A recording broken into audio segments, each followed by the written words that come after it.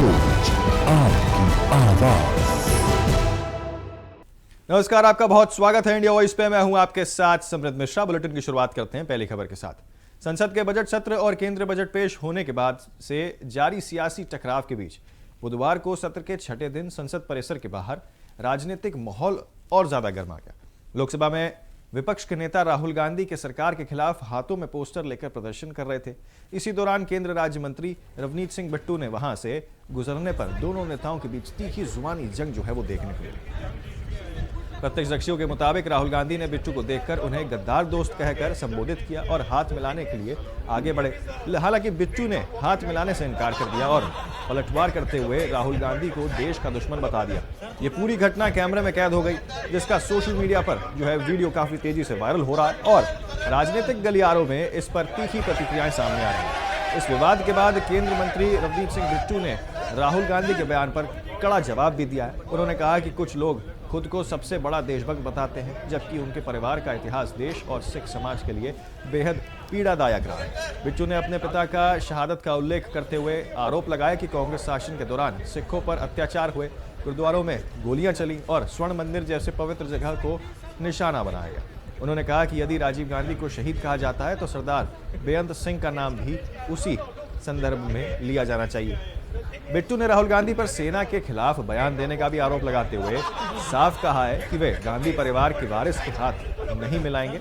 ये घटना केवल व्यक्तिगत टकराव नहीं बल्कि बजट सत्र के दौरान सरकार और विपक्ष के बीच राजनीतिक तनाव को भी कहीं न कहीं दर्शाता है। कांग्रेस जहां सरकार पर जनहित और अनदेखी का आरोप लगा रही है, वहीं सत्ता पक्ष विपक्ष पर संसद की गरिमा तोड़ने और राष्ट्र विरोधी बयानबाजी का आरोप लगा रहे हैं। राहुल गांधी और रवनीत सिंह बिट्टू की ये भिड़ंत बताती है कि आने वाले दिनों में संसद के भीतर और बाहर राजनीतिक संघर्ष और तेज हो सकता है, जिसका असर न केवल सत्र की कार्यवाही पर बल्कि आगामी चुनावी माहौल पर भी पड़ सकता है।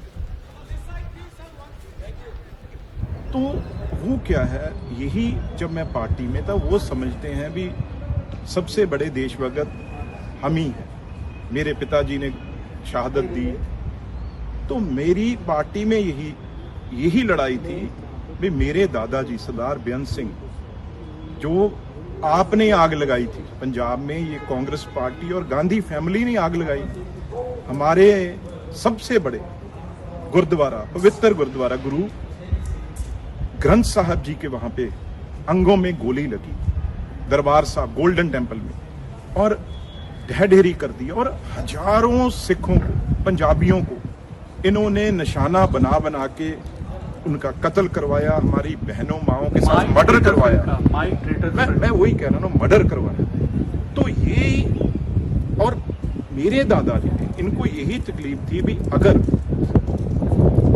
राजीव गांधी जी का नाम शहीद लेना पड़ता है तो साथ में शहीद आजम सरदार बेअंत सिंह भी कहना पड़ता है। मैं भी उस परिवार से आता हूं, ये तकलीफ है। अगर एक शहीद का पोता, जितनी देर मैं आपके साथ था तो ठीक था, अब अगर मैं बीजेपी में हूं तो आप मुझे इस शब्दों से संबोधन कर रहे हैं। वेदना पीड़ा। और उसके बाद देखो, ये अपने आप को समझते क्या है, ये चीज कह के मुझे हाथ आगे कर रहे हैं जैसे कोई शहंशाह हो, जैसे कोई, मतलब वो समझते मालिक ही हम हैं इस दुनिया देश के। तो भाई गांधी फैमिली के ना हो पर सिर पे पगड़ी है सरदार की, तो हाथ मिलाने जब बढ़ाया तो मैंने कहा आप लोग तो देश के गद्दार हो, देश के दुश्मन हो, जो रोज फौज के अगेंस्ट बात करते हो, देश के अगेंस्ट बात करते हो। ये हाथ सरदार का, पंजाबी का हाथ, गांधी परिवार जो सिखों का कातल है, हमारे गुरुद्वारे में ढाए हुए, उस गांधी परिवार के वारिस के साथ मेरा हाथ नहीं मिलेगा। तो पश्चिम बंगाल में एसआईआर मामले की सुप्रीम कोर्ट में बुधवार को सुनवाई हुई है। टीएमसी सांसद और वकील कल्याण बनर्जी के अनुसार मुख्यमंत्री ममता बनर्जी की ओर से दायर रिट याचिका पर उनकी ओर से पक्ष रखा गया है। सुनवाई में मुख्य रूप को दो मुद्दे जो है केंद्रित किए गए हैं। केवल नाम हटाने की प्रक्रिया जो है वो चल रही है, जबकि नाम जोड़ने की प्रक्रिया पिछले 4 महीने से शुरू नहीं हुई है। माइक्रो ऑब्जर्वर्स और रोल ऑब्जर्वर्स की नियुक्ति का अधिकार स्पष्ट नहीं है। अधिकांश रोल ऑब्जर्वर्स एसडीएम रैंक के नहीं हैं और बीजेपी शासित राज्यों के लिए लाए गए हैं। वहीं गैर बीजेपी राज्यों में जो पश्चिम बंगाल में प्रक्रिया जल्दबाजी में पूरी हो रही है, ममता बनर्जी ने उस तर्क ये तर्क दिया है कि मामूली गलतियों को भी यहां पर अत्यधिक गंभीरता से लिया जा रहा है और इस पर चुनाव आयोग यानी कि इलेक्शन कमीशन से ध्यान देने की मांग भी की गई है। कोर्ट ने कहा है कि सुनवाई के लिए समय बढ़ाया जा सकता है क्योंकि मामले में केवल 4 दिन बचे हुए हैं। ईसी ने यह भी उठाया है कि यहां पर पश्चिम बंगाल में पर्याप्त एसडीएम उपलब्ध नहीं है। कोर्ट ने पूछा है कि क्या ग्रेड 2 के अधिकारी की मदद ली जा सकती है, जिस पर ममता बनर्जी ने सहमति दी है। इस मामले में अगली सुनवाई वो अब सोमवार तक के लिए स्थगित कर दी गई है और उस दिन सभी पक्षों से उनका जवाब वो मांगा जाएगा। Petition filed by Mamata Banerjee was taken up for hearing, and Mamata Banerjee has argued her case. Few points have been argued, and the Honorable Court observed that if required, more time will be given to her to argue her matters. And one observation is important, that the Honorable Court has said to Mamata Banerjee that two important points have been taken in the petition itself that's needed to be considered and decided. The Mamata Banerjee has argued the points. Number one, only the deletion process is going on, no inclusion process has been taken up for long 4 months. Number two, there is no power to appoint micro observer and the role observer. And the role observers are, they are not subdivisional magistrate level rank. They are coming from Coal India, RBI, etc., etc. तो Bharat America व्यापार समझौते पर विपक्ष द्वारा उठाए गए सवालों का जवाब देते हुए राज्यसभा में भाजपा सांसद जेपी नड्डा ने कहा, आप घोड़े को पानी तक ले जा सकते हैं लेकिन उसे पानी पीने के लिए मजबूर नहीं कर सकते। उन्होंने कहा कि सरकार ने इस समझौते के सभी पहलुओं को सदन के सामने स्पष्ट रूप से रखा है, फिर भी विपक्ष तथ्यों को समझाने को और समझने को तैयार नहीं है। नड्डा ने कहा कि यह व्यापार समझौता देश के हित में है और उससे उद्योग, निर्यात और रोजगार को बढ़ावा मिलेगा। उन्होंने विपक्ष से राजनीति से ऊपर उठकर राष्ट्र हित में सोचने की अपील की है। सबसे पहले तो जो इंडिया और अमेरिका के बीच में जो ट्रेड डील की बात आई, तो कल मैंने बड़े स्पष्ट शब्दों में कहा था कि सरकार हर विषय पर चर्चा करने के लिए तैयार है और हमने ये भी कहा था कि हम समय रहते इस पर सरकार की तरफ से वक्तव्य आएगा। We will respond through a statement.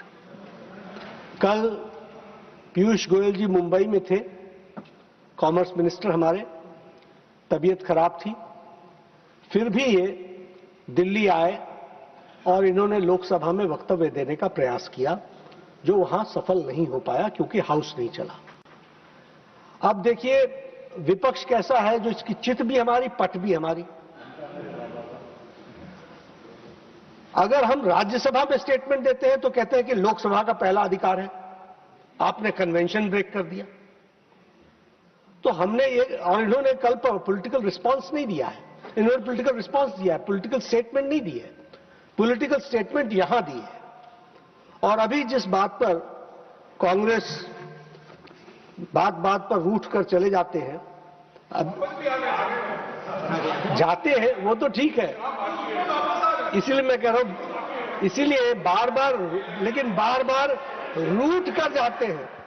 To inform the honorable members that in terms of the next steps, the two sides will now work together to complete the necessary technical processes and finalize the paperwork related to the trade deal so as to expeditiously unlock its potential. The detailed contours of the agreement will be announced shortly after the completion of these processes. मैंने स्पष्ट शब्दों में कहा।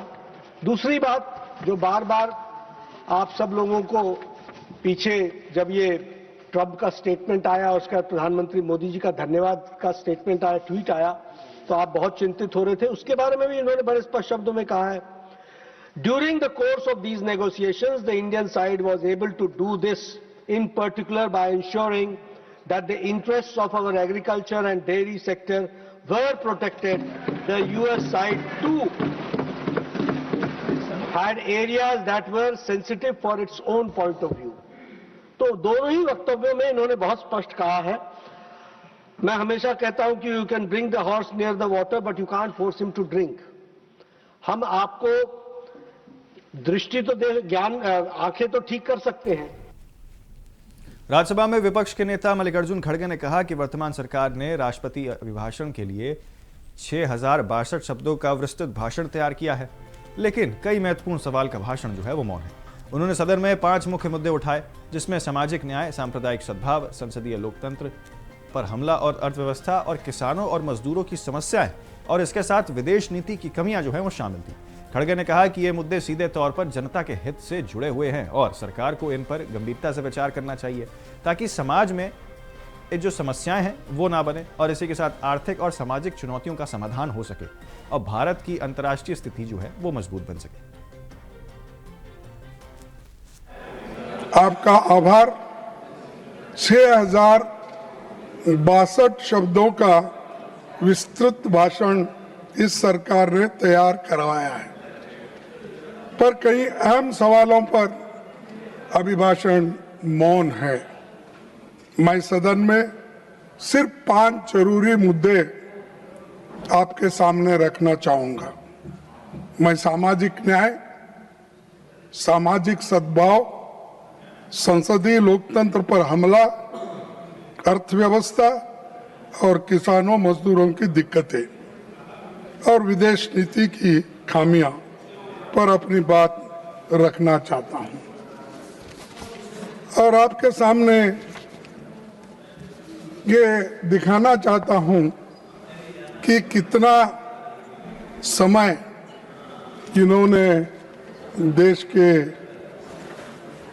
जनता के भलाई के लिए दिया और कितना समय देश के बाहर इन्होंने बिताए, ये आप सभी को मालूम है.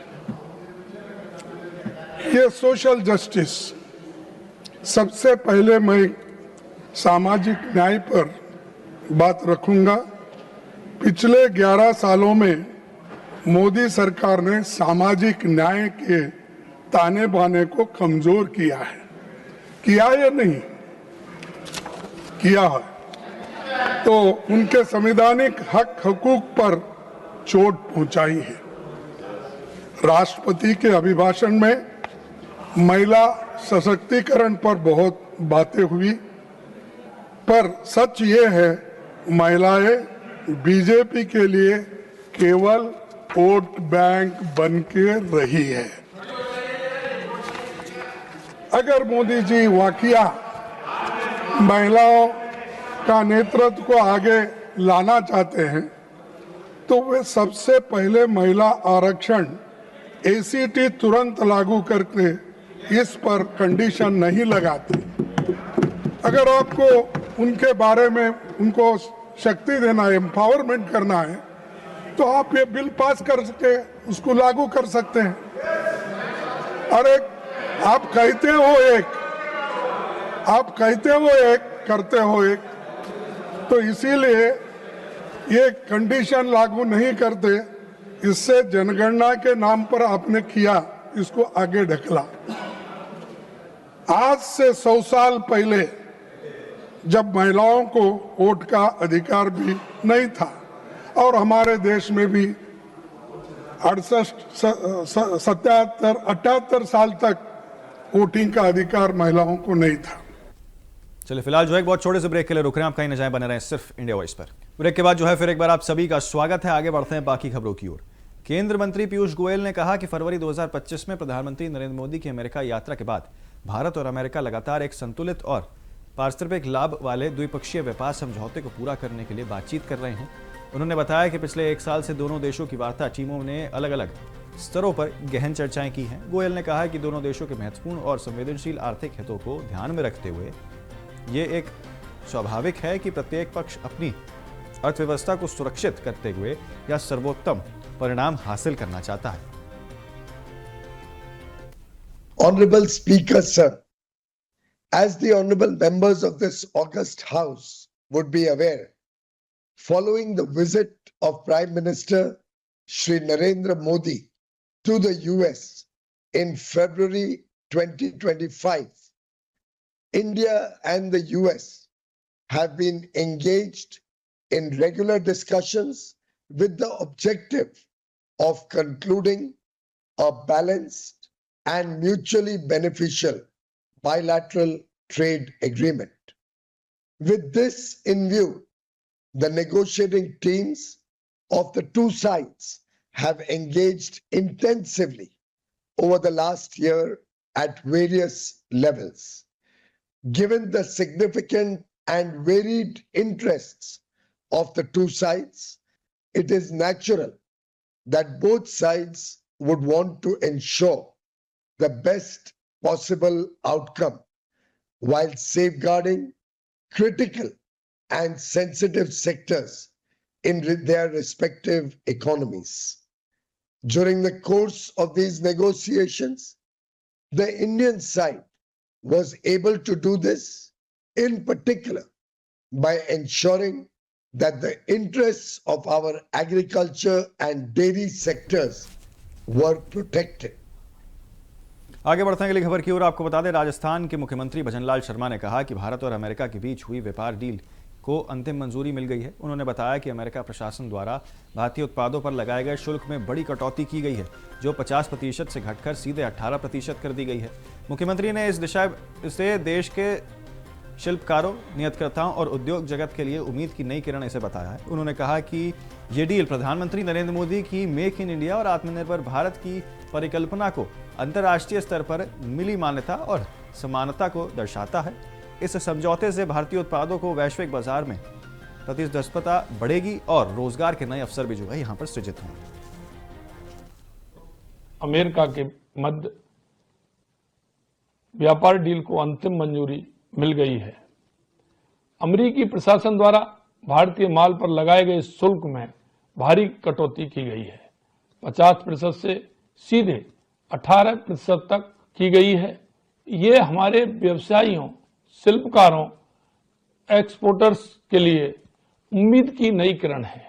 ये डील इस बात की गवाही देती है कि माननीय प्रधानमंत्री श्री नरेंद्र मोदी जी की मेक इन इंडिया और आत्मनिर्भर भारत की परिकल्पना को अंतर्राष्ट्रीय स्तर पर मान्यता और सम्मान मिल रहा है।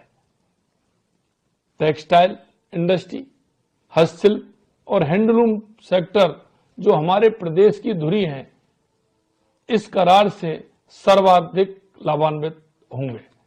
राजस्थान की प्रसिद्ध ब्लू पॉटरी, रत्न और आभूषण, पेंटिंग्स, मार्बल कारीगरी, लकड़ी की कलाकृतियां और हाथ से बुने वस्त्र में अब घटे हुए टैक्स के चलते डिमांड में और तेजी आएगी, जिससे राजस्थान के उद्योगों को और मजबूती मिलेगी। मैं एक बार पुनः इस ट्रेड डील के लिए देश के यशस्वी प्रधानमंत्री नरेंद्र मोदी जी का हृदय से धन्यवाद ज्ञापित करता हूं। बहुत बहुत धन्यवाद। जय हिंद, जय भारत। और पश्चिम बंगाल में एसआईआर के खिलाफ आज सुप्रीम कोर्ट में अहम सुनवाई हुई है।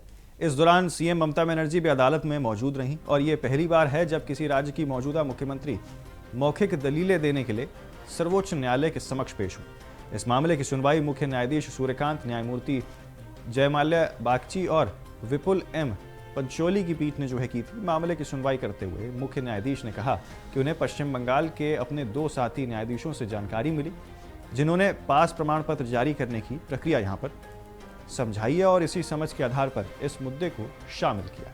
मामले में सीएम ममता बनर्जी का पक्ष रखने वाले वरिष्ठ अधिवक्ता श्याम दीवान ने बताया कि न्यायालय ने पहले यहां पर तार्किक विसंगतियों की सूची जो है वो प्रदर्शित की थी और मुख्य न्यायाधीश की टिप्पणी की यहां पर न्यायालय को सूचित किया गया था कि सूची है उसे संचार का एकमात्र माध्यम नहीं माना जा सकता और संबंधित व्यक्तियों को व्यक्तिगत नोटिस भी जारी किए जाए।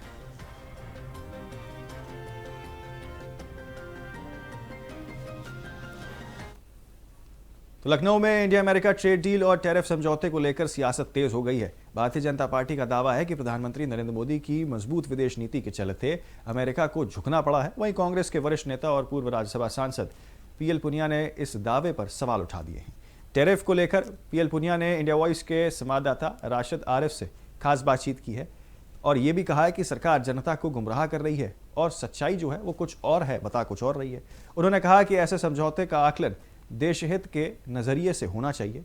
ट्रेड डील को लेकर राजनीतिक बयानबाजी और तेज होने के आसार यहां पर जताए जा रहे हैं, आपको दिखाते हैं। इंडिया अमेरिका ट्रेड डील को लेकर देश में अब राजनीति पूरी तरह से गर्म हो चुकी है। हमारे साथ बात करने के लिए कांग्रेस के पूर्व राज्यसभा सांसद और कांग्रेस के वरिष्ठ नेता पीएल पुनिया जी हैं। सर, ट्रेड डील हो गई है, बताया जा रहा है कि 18% टैरिफ लगाया जाएगा, हालांकि 50% की ट्रम्प ने बात की थी। इसको लेकर भारतीय जनता पार्टी जहां एक तरफ खुशी मना रही है कि 18% अब लगेगा, लेकिन वही कांग्रेस इसका विरोध कर रही है, क्या कहेंगे आप? देखिए, भले ही खुशियाँ मना लें और अपनी बातें डींग मार लें, लेकिन ये हकीकत है कि जो डील हुई है अमेरिका से और इंडिया के बीच में, वो देश के हित में नहीं है। पहले क्या था? पहले 2% लेते थे, अब 2% से 50% कर दिया गया। अब 50% से 18 कर दिया गया, तो 12 और 18 16% तो वैसे ही ज़्यादा हम पे बोझ पड़ा है। और वैसे भी अब देखिएगा, बड़े इसमें इफ एंड बट्स भी हैं कि तेल वेनेजुएला से और उधर से खरीदेंगे, वो रशिया से नहीं खरीदेंगे। ये आगे आगे क्या होता है इस पर देखिएगा। और फिर एग्रीकल्चर के ऊपर जो को अलग से रखा है, इसमें हमारे किसानों को, कृषि को बहुत बड़ा भाई नुकसान होने जा रहा है, ये सबको मालूम है। भारतीय जनता पार्टी के तमाम बड़े नेता ये मोदी की विदेश नीति कह रहे हैं कि विदेश नीति से ट्रम्प को झुकाया है, क्योंकि जहां 50% उसके बाद में 25% और बढ़ाने की धमकी दी गई थी कि 75% हो जाएगा, लेकिन अब ये 18% पे आके रुक गया है। तो मोदी की विदेश नीति का सराहना लोग कर रहे हैं। उनके नेता लगातार कहीं ना कहीं बता रहे हैं कि देश नहीं दुनिया में मोदी का डंका बज रहा है, क्या कहेंगे? अब डंका वो बजाते रहे, लेकिन जो डील हुई है वो कोई बहुत देश के हित में नहीं है। और ये चाहे जो कह लें, अब ये हकीकत है कि पहले 2% टैरिफ था, अब वो बढ़ा के 50% कर दिया गया। अब 50% को रिड्यूस करके 18% कर दिया गया, तो 2% और 18% के बीच में 16% का फ़र्क है। तो ये कौन सी सक्सेस है? ये तो हमारे ऊपर अभी भी नुकसान है। सर, जिस तरह से कांग्रेस पार्टी इस मुद्दे को लगातार उठा रही है, लेकिन जो डील हुई है अभी पूरी तरह से ये क्लियर नहीं किया गया। ये ट्रम्प का एक उन्होंने ट्वीट किया गया था, इससे एक अनुमान लगा।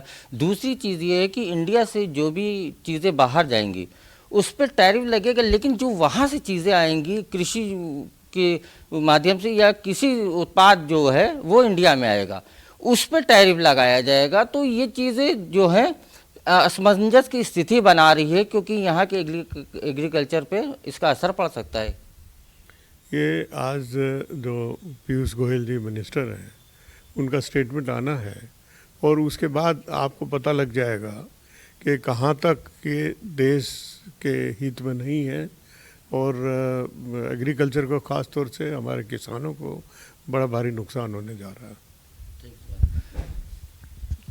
जिस तरह से डील हुई है, डील के बाद में अब पीयूष गोयल जो है वो सारी बातों को सामने रखेंगे, लेकिन ये माना जा रहा है कांग्रेस के द्वारा बताया गया ये उपलब्धि नहीं है। कहीं ना कहीं इसमें जो 2% टैरिफ था अब 18% होगा। मोदी का डंका नहीं, जो उनकी विदेश नीति थी वो पूरी तरह से फेल हो गई है।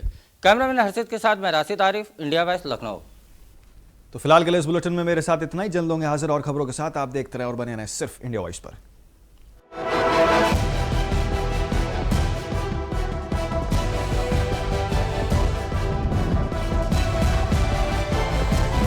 इंडिया वॉइस, आपकी सोच, आपकी आवाज।